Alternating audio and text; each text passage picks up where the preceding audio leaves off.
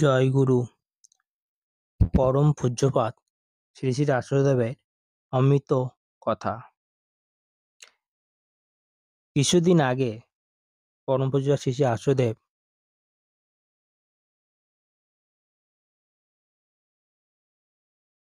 বড়দার বাড়িতে বসে ইষ্টপ্রসঙ্গ কোচার বলছেন, আমার দাদু বলতেন পৃথিবীর সব মানুষ সুখে থাকুক আর সবার দুঃখ কষ্ট যেন আমি পাই। কিন্তু আমি তার নাতি হয়ে তা বলি না।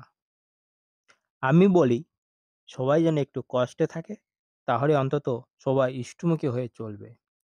হঠাৎ একদিন রাস্তার কিনারায় সুখ এবং দুঃখ এর মধ্যে সাক্ষাৎ হয়ে গেল।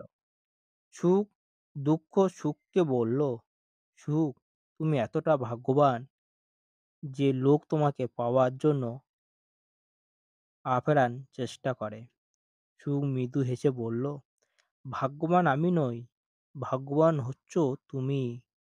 দুঃখ অবাক হয়ে জিজ্ঞেস করলো, সেটা কিভাবে?